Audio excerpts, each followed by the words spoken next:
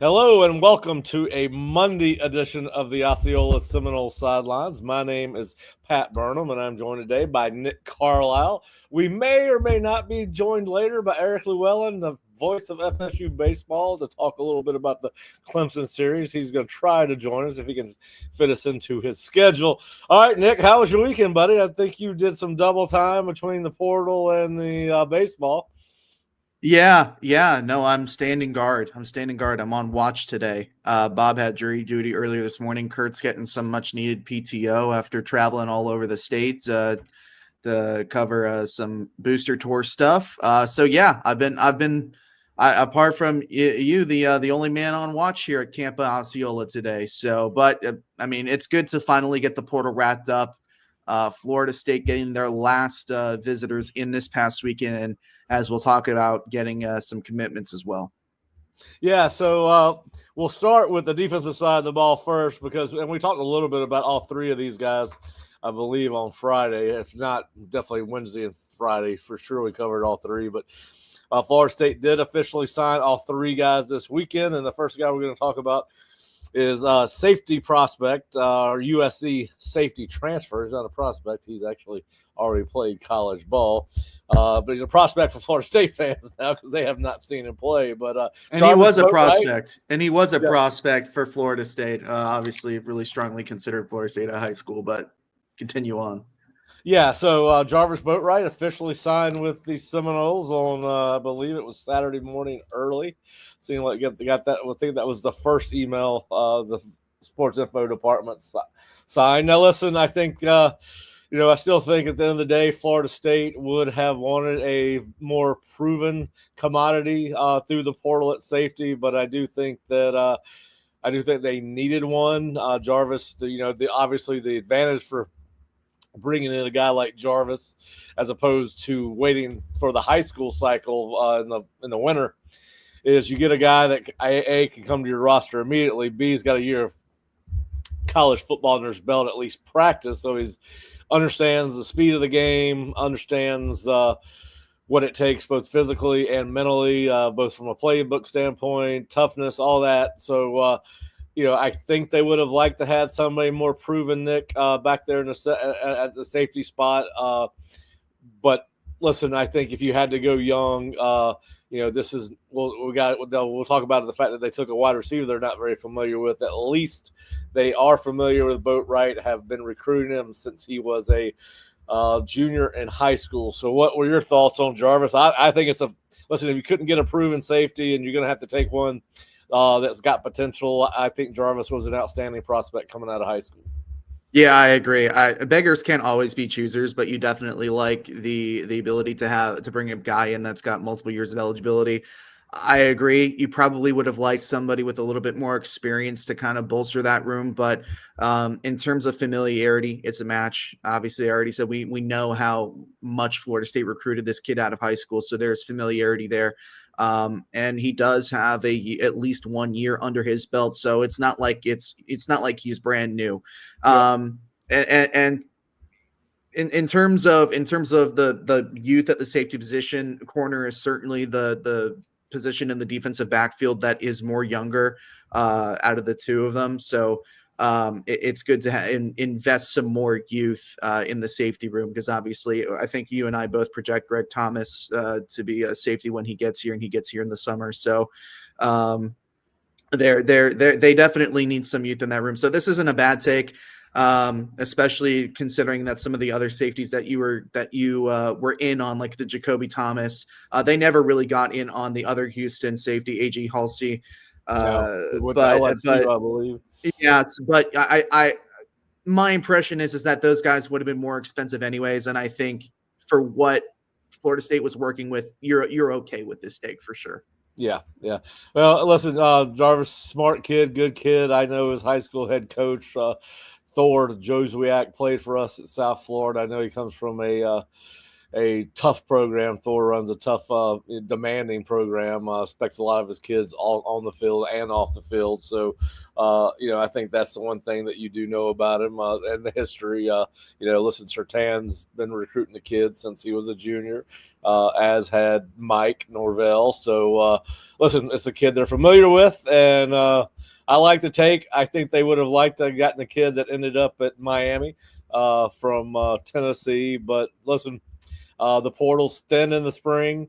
I think clearly they've identified a couple. They wanted a more experienced running cornerback, and that's why they went and got Jeremiah Wilson out of Houston. And I think that was a smart move because, as we've talked about those, they're very talented potentially at cornerback at Florida State, but it's unproven.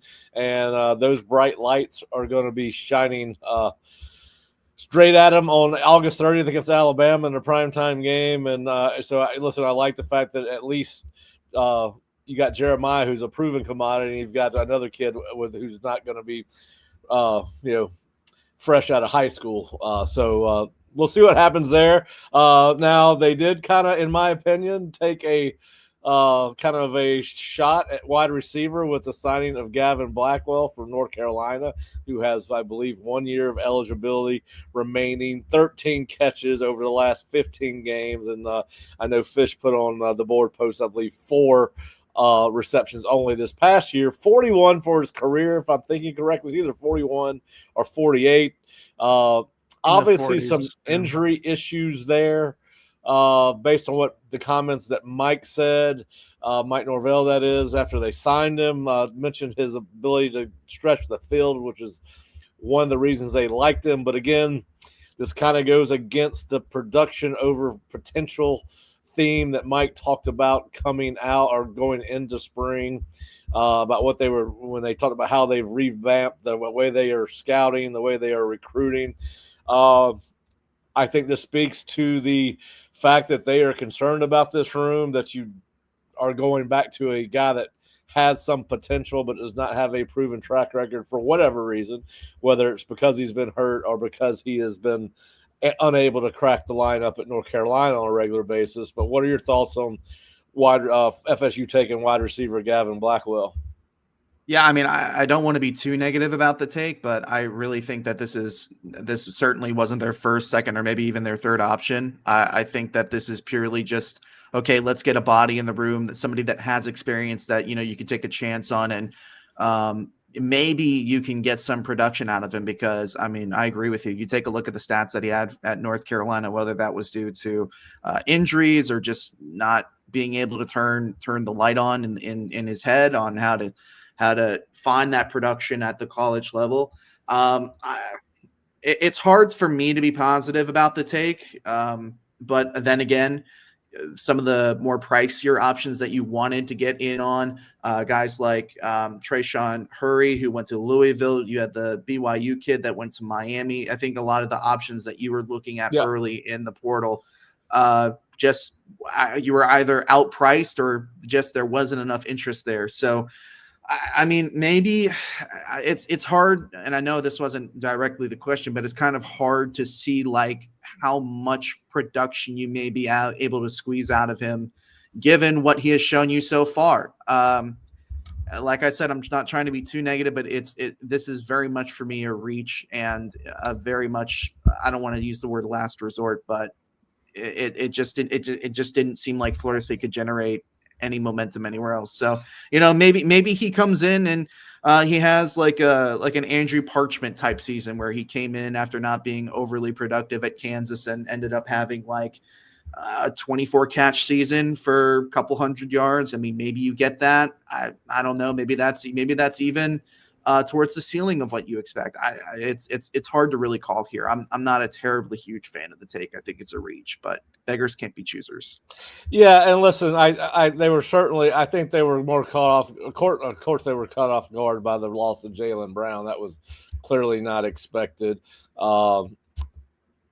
you know, whether or not the Akeem caught him by surprise, or I got my questions about that was I'm not sure that they sent him off. That we've heard about the tough conversations. They clearly were not expecting the JUCO kid to come in here and transfer out before he even spent a full semester on campus. So I do think they probably went in heavy with Deuce and Squirrel from an NIL standpoint. I do think there was probably a value thing with the receivers. Some of the receivers you mentioned, the BYU kid was probably going to get was one of the more highly sought after prospects in the wide receiver portal this spring. I think anything you get out of this kid is a bonus, right? Yeah. My initial thought is, well, if you get 20 catches out of this kid this upcoming season, and he brings a little experience depth, because there's very little experience across the board, right? When you look at that wide receiver room outside of Squirrel, everyone else is still, hopefully, for Florida State and for them, has their best football in front of them. We've heard a lot about Deuce Robinson. I know everybody's fired up about him simply because he, number one, is a legacy, was a highly regarded recruit coming out of high school. He did have 23 catches last year, but he's going to have to carry a much higher load for Florida State in 2025, I would imagine. And I'd have to go back and look at the number of targets he had last year. Let's just assume at 23, he got about 35 targets. I would imagine we'll see that double for him this upcoming season at Florida State. But yeah, so that was, I think that they did what they had to do at the end of the day. We've said that we believe that they went portal heavy in the winter, particularly from a budget standpoint, and that's where most of the best players are in the portal, right? Most players want to be at their new school for spring practice. So we'll see what happens with Gavin Blackwell, and that leads us right into our discussion about Gavin Sawchuk, the running back that Florida State signed on Saturday or Sunday. And this was interesting to me because I do like this take for immediate needs, because I do think that Florida State was having trouble identifying who the solid number one was in spring practice. We heard a lot. We heard more about Roy Dell than any running back in the room. Gavin Sawchuk is a guy that played in 9 games last year, but was banged up a lot. I don't know how healthy he was even the games he played in. Clearly highly productive the year before that, where he ran for almost 750 yards. My take on this, Nick, is he's coming in as either the number 1 or number 2 guy in that room. We know that Mike and David Johnson like to rotate backs. We'll see how much Gus does, because I know a lot of the talking points that you and I had and the staff had last year was sometimes we just did not understand the running back rotation. I don't think we will see as much rotation under Gus. I still think you want to keep players fresh and for a 12 to possibly 13, 14 game season. But listen, I like this. I think he's coming in. He's number 1 or number 2. The minute he steps on campus, he is a kid that's built solidly and had success at the Power 4 level. What are your takes on Gavin? Yeah, I think he's coming in to be a clear number 2 guy and somebody that kind of really complements what Roydell can do. Obviously, Roydell, a little bit of a bigger body. Sawchuk has, in Mike Norvell's words, home run hitting potential. I think he's coming in to complement Roydell. I know that Gus and Mike really like Roydell. Which, depending on which side of the fence you go on, that can either be a really good thing or a kind of concerning thing, considering the production that he had last year. And again, it's really hard to measure the production of any running back last year because the offensive line was so terrible. So I think this is I really like this take. And the fact that you're getting him for multiple seasons of eligibility, assuming he doesn't have a breakout year and goes to the draft at the end of this season. You're getting him for multiple years. And the fact that he entered the portal late, a little bit late. I think you're getting him at a little bit of a discount as opposed to what his asking price would have been if he went in with everybody else in the running back market at the beginning of the spring window. So I really like this take. I think he's going to be an interesting complement to Roydell with the potential to maybe even take that spot from Roydell. And I agree. I'm curious to see how Gus is going to manage the rotation of the running backs. And hopefully we don't see any more situations where Lawrence Toafili is lead blocker on 2 straight plays on the goal line. So, yeah. Yeah, I don't think anybody wants to. I don't think anybody wants to see No. that. Yeah, I agree with you. I think I think that I think he's definitely being brought in to at the very least split time with Roydell. I think if not outright compete for the starting job. I think the interesting thing, Nick, and then listen, it's what you got to talk about because this is a free agent. You're free agent every year, every semester in this sport. The interesting thing to me is that he does have 2 years, which makes this you can look at this 2 ways. Either this room gets very crowded really quickly with his entrance because you still got Croma coming in the summer, and there's already people predicting that he's going to be an impact freshman. Now, obviously, that's clickbait, all-season stuff that people do. Nobody really knows whether Cromall can come in here and compete. Listen, you got Roydell, you got Cam, you got Keziah, you got Jalen Lucas, you got Sam Singleton. You've got Sawchuck, and you got Cromall coming. So if you will, so that's 7 scholarship guys, and for a one back offense. So the thing I'm not worried about it because it's going to work out the way it's going to work out, but I do think there could be ripple effects in the running back room either before the season or after this season because he's going to come back. Cromall's going to – they're all set to come back except for Roydell and Jalen, right? So you're still going to have a crowded room. Keziah is on his last year too. Keziah is a graduate, and unless they've changed the rules, there is still a possibility that Keziah could jump in the portal now. So you could see a ripple effect on this room. Now, the one reason I think you might not is because I know everyone is enamored with Jalen Lucas at running back, and I get that. And I do think he will be a gadget player. But if you go back and look, he only played in 2 games last year. That was weird that he played almost all of his snaps against Georgia Tech in the first half. We did not see him in the second half of that ball game, but he played 19 total snaps. Over half of the snaps from the line of scrimmage were at slot. He played 9 reps at the slot, 7 in the backfield, and the other 3 were special teams or undefined, meaning they were either motioning him across the formation, in and out of the formation. They could not identify where he was lining up.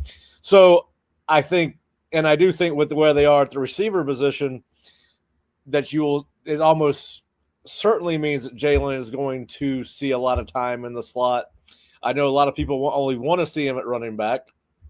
We'll see what happens there. But what is your level of concern when it comes to a potential disruption of this room with bringing in a guy that's got experience and he's got more success in college football than anybody, I believe, even Roydell? I'm not terribly concerned. Not concerned in the sense that Florida State may lose players, but I'm not concerned in the sense that the guys that they are losing, I don't think they'd be too bothered about. I think I said this on the board the other day. I'm not, Keziah Holmes isn't exactly been the most productive in the amount of with the reps that he's gotten in his time at Florida State. And look, he's a grad transfer. If he decides to get up on out of there after Sawchuck signed this past weekend, I don't think they're losing that much production. And then you look at a guy like Sam Singleton, who has had a really good run on special teams last year. I think you would take the experience and the proven production of Sawchuck over a guy like Sam Singleton. And then you're set up next year with a Croma, Cam Davis, Sawchuck rotation, which on paper sounds really, really good. If Cam Davis could have a nice uptick in production this year, now that he's dropped a little bit of weight, has a little bit better blocking, could be a little bit more explosive in finding those holes. And then as you talk about Jalen Lucas, I am in favor of just putting Jalen Lucas on a football field and then figuring it out later, whether that's in the slot, whether that's lining up behind the quarterback. I think Jalen Lucas lends himself really well to a lot of the jet sweeps that we've seen in the Gus Malzahn offense prior. You find ways to get that guy in the football field, and I don't necessarily know that Sawchuk would impact that in that way. So I'm not terribly concerned if there's ripple effects through the room and Florida State loses some of those more experienced backs in the room right now that may be affected playing time wise by this, because frankly I don't think that their production, if we're looking at this from a pure production standpoint, what they have done does not equal what Sawchuk has been able to do in the past. Yeah. Well, it's going to be interesting. You got a lot of carries. You got a lot of talented people in that room, a lot of highly recruited people in that room. Roy Dale was highly recruited by Alabama, then obviously pursued by Florida State. Cam was too. Sam was highly recruited. Crowmall was highly recruited. It's going to be interesting. So we'll see what happens. That room may stand pat between now and the end of the 2025 season, but it would not surprise me if we saw some changes. I would hope maybe that you're at a point with Keziah where he's like, well, I don't want to transfer again. I'm in this offense. We did hear his name a couple of times in the spring, not a ton, not as much as Roydell, but so we'll see what happens. And listen, Roydell was the better of the two backs that we saw. The scrimmage we were at, Williams, Davis, Holmes, and Singleton all played that day, and obviously so did Lucas. Roydell was the running back that stood out the most to me anyway, so we'll see what happens there. We're going to get into a little bit of the overall portal on Wednesday, look at each guy, how he fits the room, and we'll continue to work our way through that. But yeah, of those three latest takes, my favorite is Sawchuk, just because of the history of production. So we'll see what happens. All right, I think we've got Lulu here, and that's really all we've got for football today. Now, Nick, do you want to stay on and talk with Lou about baseball? I know you saw some of the baseball game. I did watch a little bit of it. That's up to you guys. If you want an extra voice, I'm more than happy to stay and talk to Lulu, the voice of Florida State baseball on the radio. All right, Lou, I'm going to bring you in, bud. Let's do it, man. Lulu, what's happening now? Lou, it's always a pleasure. I've seen more of you the last 3 weeks than I have the last year. It's always a pleasure. But thanks for joining us. I know you've got a busy week. You've got a game to call tomorrow night, and then you're flying out on Wednesday, I believe, to Cal for the last. Yeah. So have you ever been to Berkeley? No, I have not. The extent of my time in California has been time spent in the LA airport. Okay, well, I think I've been more. All my trips to California have been San Diego, LA. The only time I've ever been to Northern California, I think it's Northern California, is it is Sacramento. We could not land in Las Vegas or Reno. Can't remember where I was flying because of the wind, and they had to land us in Sacramento. They wouldn't even let us off the plane, so I'm not even sure if it counts. All right, so it was a big weekend for Florida State baseball. Got 2 out of 3 against Clemson. A walk-off win on Wednesday, a delayed loss on Saturday/Sunday, and then FSU's bats went bananas on Sunday late game. First of all, how was the atmosphere on Friday? I know they had the marching Chiefs there. It looked like a good crowd from what I could tell. Just give us your synopsis of the series, why it was important, how it played out, and who stood out. Well, it was, as far as RPI, and I know everybody on Monday, they wait around and they see the rankings come out, and then they throw out where FSU's ranked. But the RPI is really the one that gets paid attention to when it comes down to how do we decide this postseason field. I don't know that anybody in the selection committee's looking at a D1 baseball ranking or a Baseball America ranking or any one of those. And that's not to say anything bad about them. It's just not a metric that they use. Baseball America, after Florida State lost a series on the road to Louisville, dropped Florida State down to 19, and then after they win one series against Clemson, they move them back to 7. And I'm like, come on, guys. The violent moves this late in the season don't make any sense whatsoever.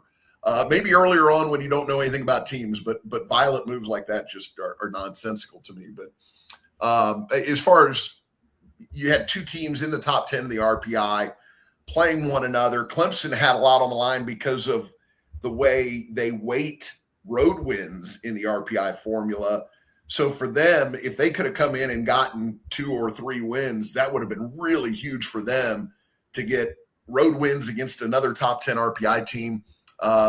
So their cause really wasn't hurt that much by not winning that series from an RPI standpoint, but it does hurt them from a standpoint of where you are in the ACC standings, and that's the other side of that equation. So you had a big RPI series, and then you had a series between two teams near the top of the ACC standings.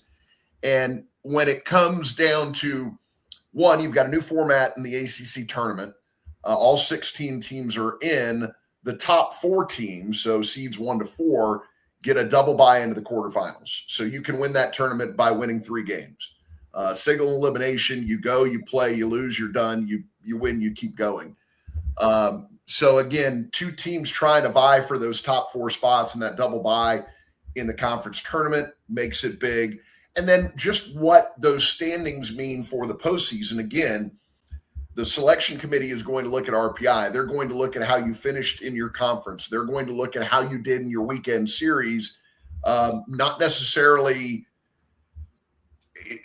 separate from the 1-loss record of those weekend series, how you did in winning 2 or 3 games against your weekend opponents. So taking a weekend series against somebody, that's another thing they look at. Okay, were they 11-3 in weekend series? Were they 10-4 in weekend series? So that's another metric that's used when the selection committee starts trying to hash all that out. So from all of those angles, it was a big series. Then it's Florida State and Clemson in baseball, and that's always going to be a big series no matter when it's played, because it's always, since Florida State's been in the Atlantic Coast Conference, that's, those are 2 of the best programs in the ACC historically.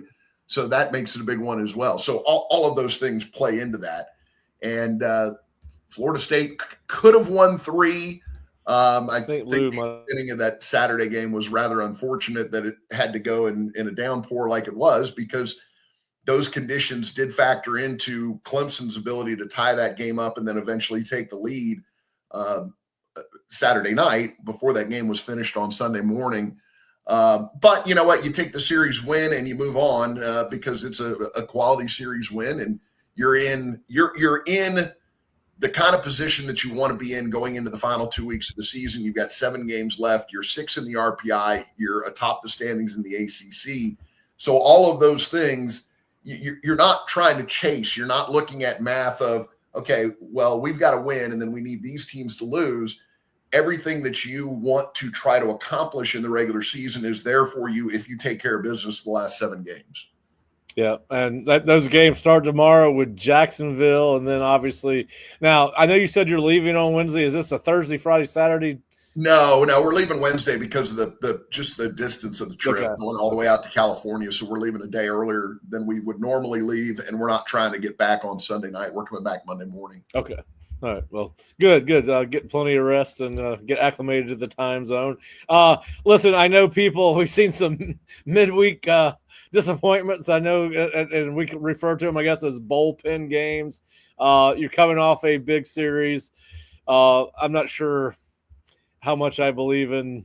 I mean, baseball, you play so many games. I'm not sure there's really an emotional roller coaster to it, but you certainly see teams let down after big wins like that. Jacksonville has been a team that historically has competed well with Florida State. How is Florida State going to attack this game, knowing that they're going to end the year with 2, probably more so from a pitching standpoint, knowing that they're closing out with series at Cal and at North Carolina? Well, I think pitching, and like you said, you brought up bullpen game. It's going to be a bullpen game. They don't really have anybody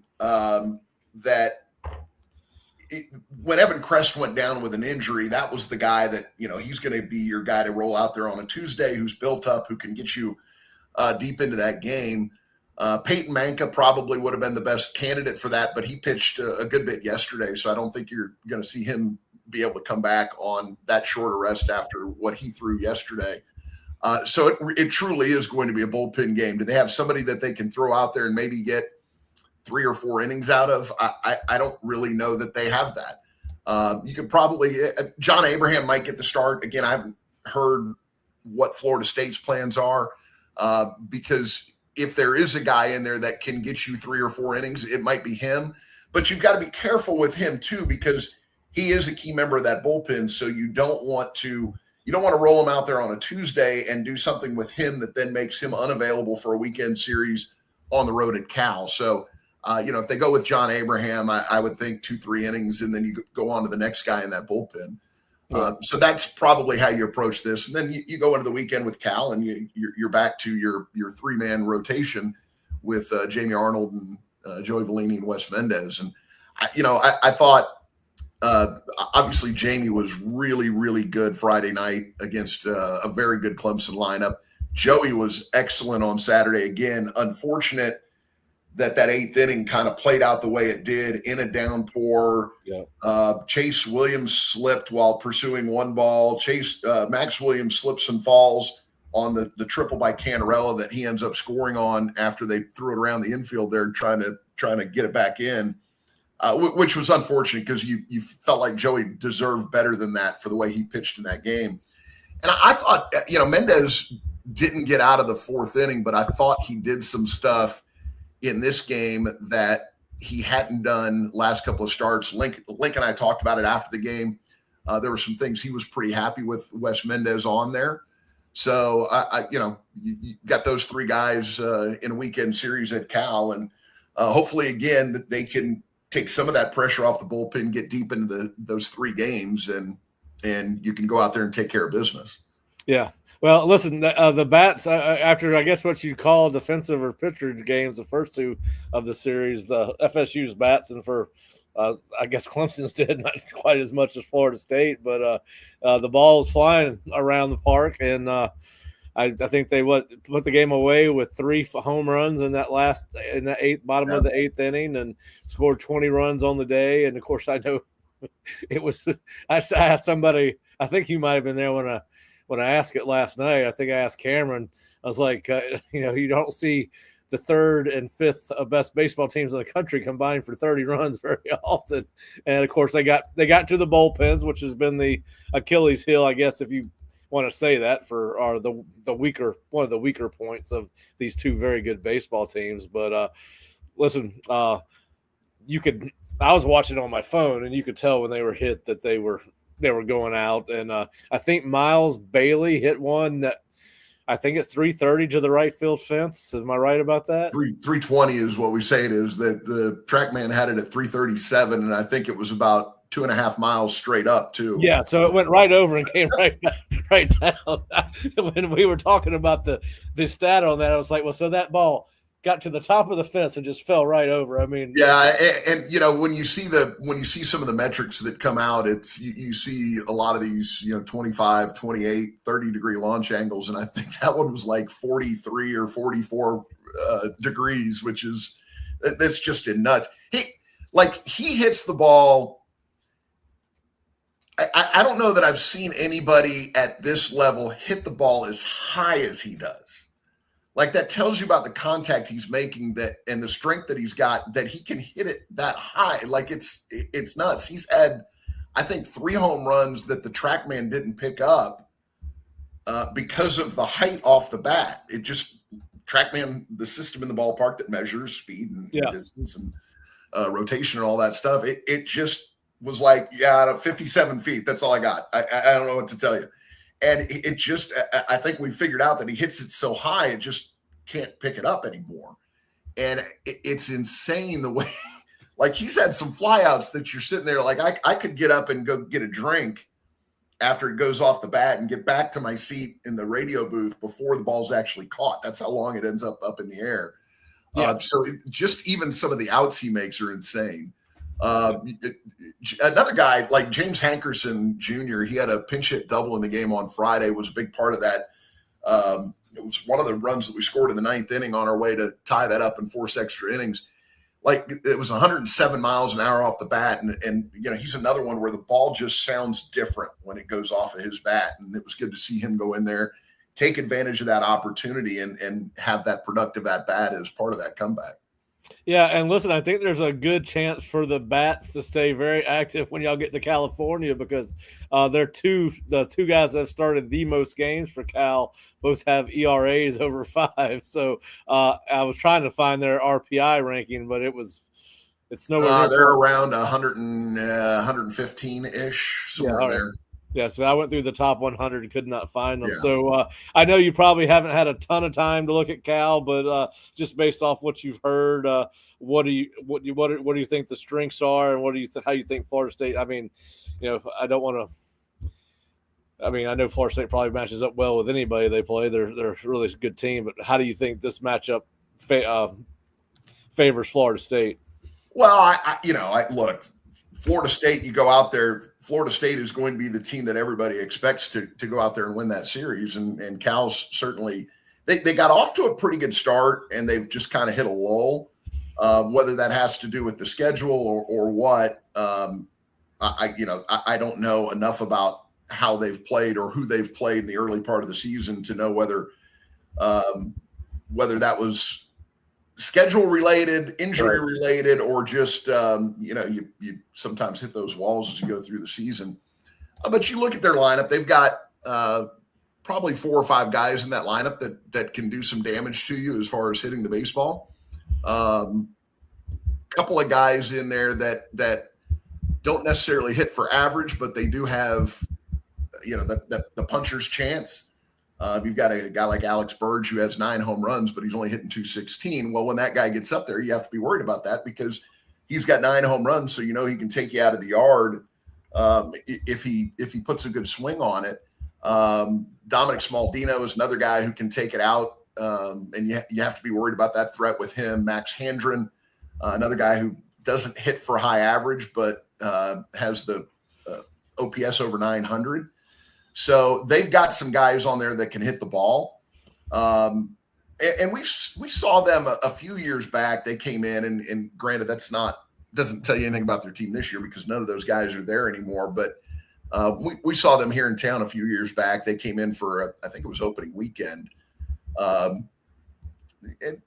They're like anybody else. And you look at the record, 18-27, 6-18 in the conference, but they can still jump up and beat you at any point in time. When you look at their 6 conference wins, they're winning a game against Duke. They're winning a game against Virginia. They're winning a game against Louisville. So they've played good teams where they've managed to avoid getting swept. Maybe they don't have big conference series wins. Right. But they're winning games against some of the better teams in the conference. So they have that ability to kind of step up and beat you. And, they're not the team that's got to travel out to the other coast this weekend. That's on us. So there are a lot of things kind of playing in their favor with that. We're going on a field that nobody on our team has ever seen before after a long trip and all of those factors that go into it. So you've got to go out there and you've still got to take care of business, play your best and try to take 3. I don't think you go out there hoping to sneak 1 win or just barely get by with a 2 out of 3. You go out there and you want to sweep that series. And if you sweep it, great. If you get the series win, that's great too. Because I think, again, how you finish up these final 7 games, we're in a good position right now. So you just don't want to have a moment where you fall on your face. Yeah, I think if they were to go out there and sweep, I mean, I think they're probably already locked for a regional. But certainly, if you come back from that trip and you're 17-7 in the ACC, it's almost mathematically impossible for you to finish outside the top 4 because you've got 1 less loss than NC State and 2 less losses than North Carolina, Georgia Tech, and Miami. So, and 3 less than Clemson and Duke. So, and I'm assuming because of the difference in the number of games played, they're going to probably figure out winning. I think it's probably going to be winning percentage determined. Yeah, the ACC uses winning percentage when games are not equal. So that's how they do it. And that's why Florida State's in first right now because they've got the best winning percentage in the conference. It's also funny, too, that when you look at you look at the RPI, you can actually pull up the predicted RPI, which is based on, again, the RPI formula. They go through and say, okay, here are the rest of your games. Here's what we think is going to happen.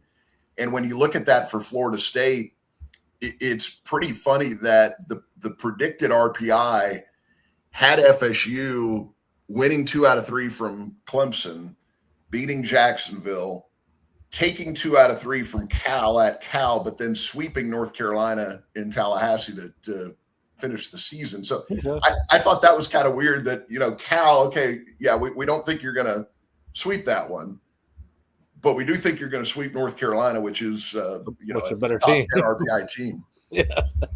Well, listen, these computers, man, they got it all figured out. All right, so you get to go out there Wednesday. You fly out there Wednesday. It's probably I'm sure are y'all flying direct or y'all stopping somewhere? Do you know? Go through Atlanta. Okay. All right. I've done that cross country from Atlanta. Y'all probably got about a 5-hour flight, which is a long time. I think it's 5 because we're flying into San Francisco. I think it's 5 from Atlanta to San Francisco. So you've never been out there. So what are you going to do on Thursday? You got all day Thursday. That's a good question there. We're not staying directly in Berkeley, but I don't know that area well enough to know how easy it's going to be to get around. I'd like to go see a couple of things between San Francisco and Alameda.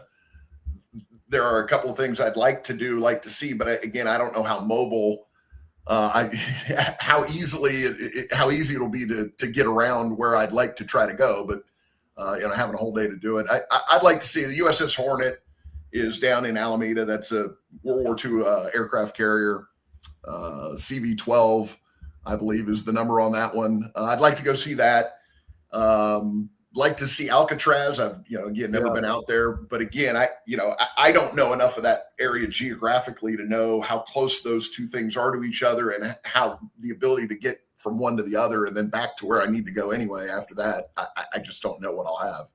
Now, on a trip like that, does with a day of downtime, is Link, hey, let's get there, let's get the hotel, let's get a workout in the next day, or get a practice in, get familiar with the field, or is he going to find some time to do something? In a situation like this, will he find a team organized event to do on like a Thursday, like an Alcatraz or something of that nature? Yeah, and they we don't do this much, so we don't go somewhere where we have a whole day off.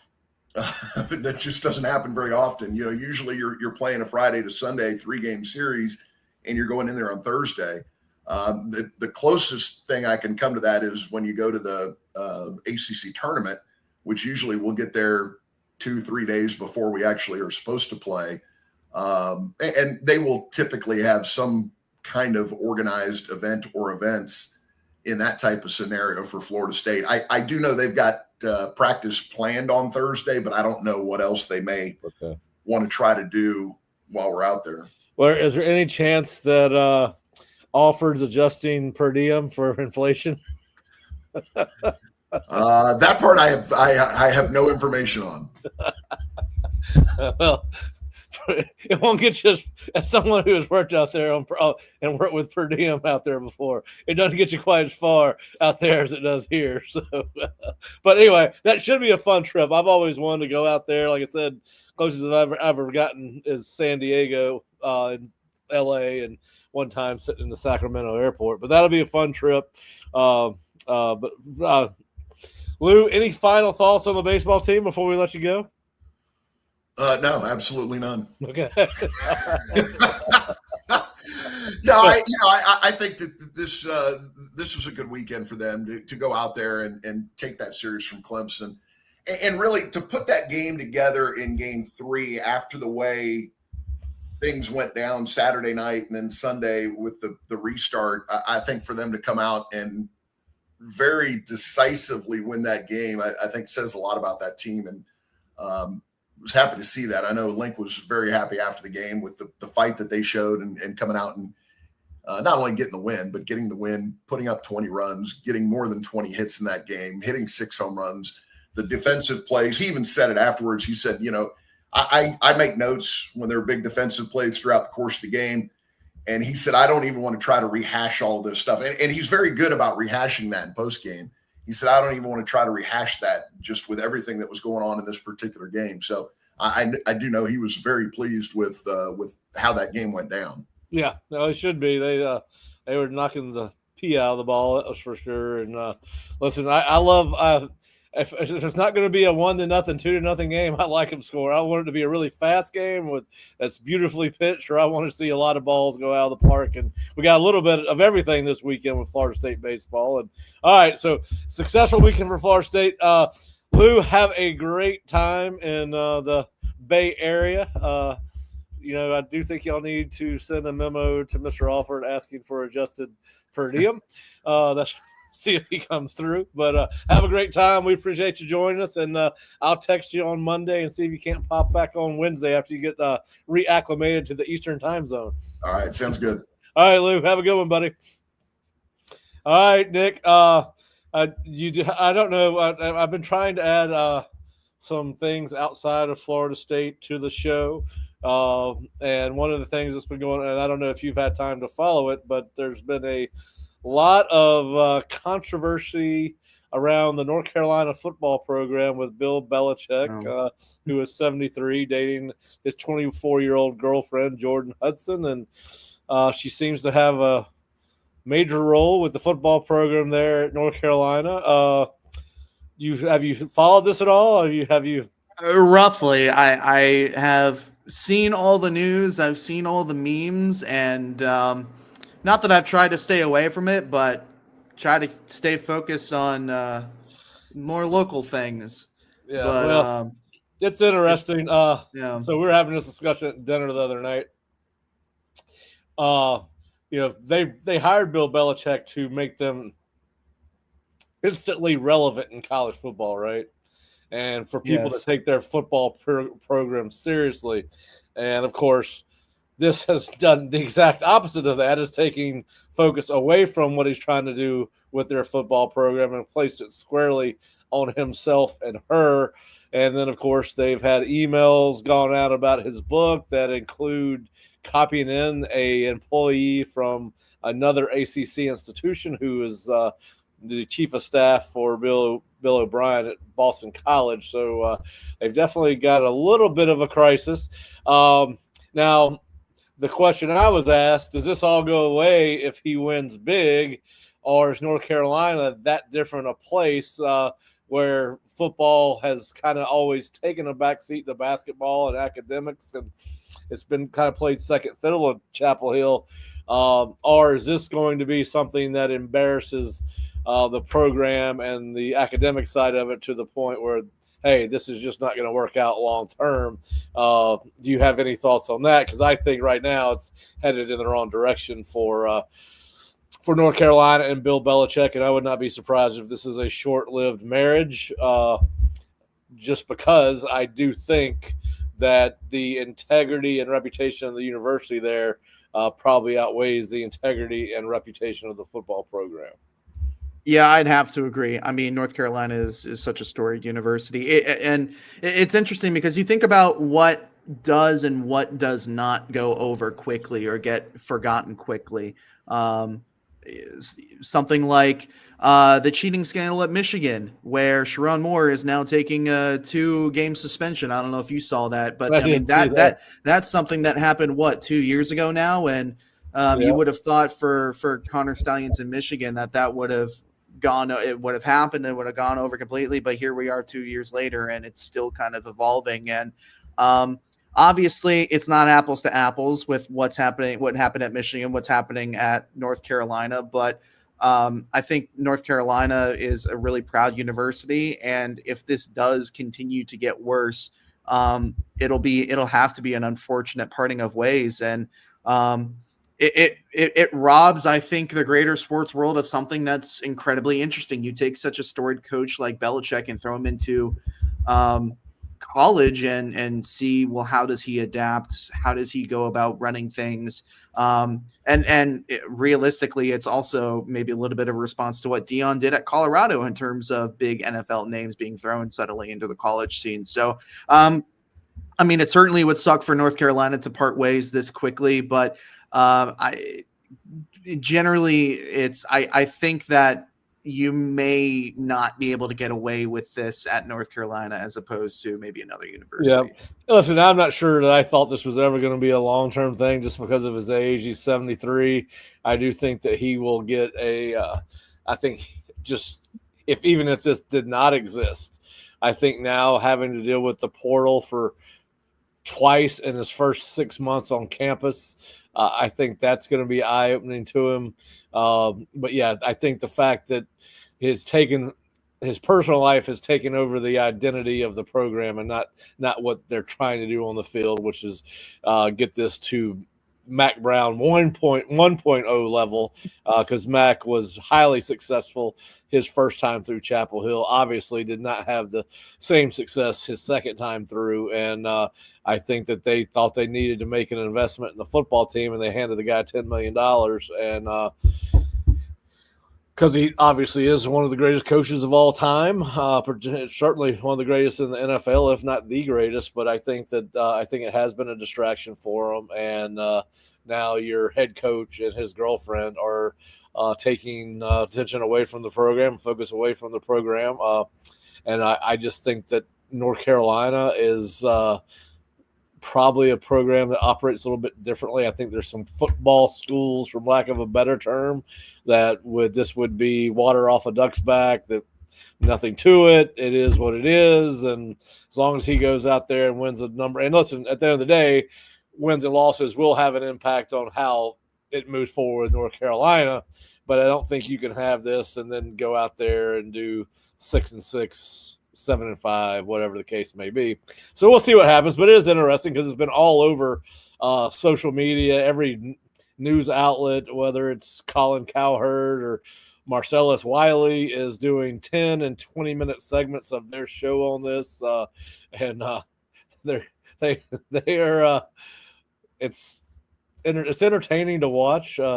If you watch those guys talk, because they push the limits on some of what they're saying, but it's definitely not what I was expecting coming out of Chapel Hill, North Carolina at the end of Bill Parcells' first spring. I thought we would be hearing how they were killing it in the portal, that they're going into these other programs, and that's not what the news has been. So we'll see what happens. All right. Well, it's we're close to an hour, so Nick, we will call it a show today. We will be back on Wednesday. Talk a little bit about the offensive line room now that we have seen 2 additions to that room, and coming out of spring, where do we see this room, what it looks like going into fall camp. And then, of course, we'll talk a little bit about the Jacksonville baseball game. We will not do a Cal preview, obviously, on Wednesday because Lou was with us today. So we talked a little bit about them, but that is a Friday, Saturday, Sunday game. Then Friday, we're probably going to do a tape show, or Nick and Bob will cover the show, one of the two. I've got a niece graduating from the University of Georgia on Friday. And so I'm going to go watch her walk as she gets ready to go to graduate school at Alabama. So anyway, big week for her. That's a transition, Georgia to Bama. That is one heck of a transition. I'm not gonna lie, a little bit disappointed. She got accepted at Florida State and chose not to come here, so it did hurt my feelings a little bit. But she's doing it for 2 reasons. She got hired at a high school, a very successful high school up in Georgia. She's already got a job once she finishes. She couldn't go to Georgia or Florida State. Obviously, Alabama has an online sports management degree program. So that's why at the end of the day, she chose Alabama so she could work and go to school at the same time. So I applaud her work ethic and wanting to she could have extended her college career by 2 years. But anyway, so I know nobody cares about that on here. That's why I will not be here on Friday live. Now, we may tape something on Thursday, but we will be back at 3 o'clock on Wednesday, 3 o'clock on Friday, and we look forward to talking to you then. All right, Nick, well, enjoy the rest of your night. You should not have to go down to the Moore Center anytime this week, I don't think. I think you're I'm in the clear on that. Off of portal duty unless something were to change or get an unexpected visitor. But appreciate everybody joining us. If you do not belong to the Osceola or subscribe to the Osceola, please go to theosceola.com or floridastate.rivals.com and check us out. Unfortunately, I think our special just ran out where you get 1 month or 3 months for the price of one. And also, as Nick just put up, if you're watching us here, hit the subscribe button on the Osceola YouTube channel and also hit the notification button so that you get notified when we do shows, either live or taped. And we'll see you on Wednesday. Nick, have a great night. You too, man. All right, thanks.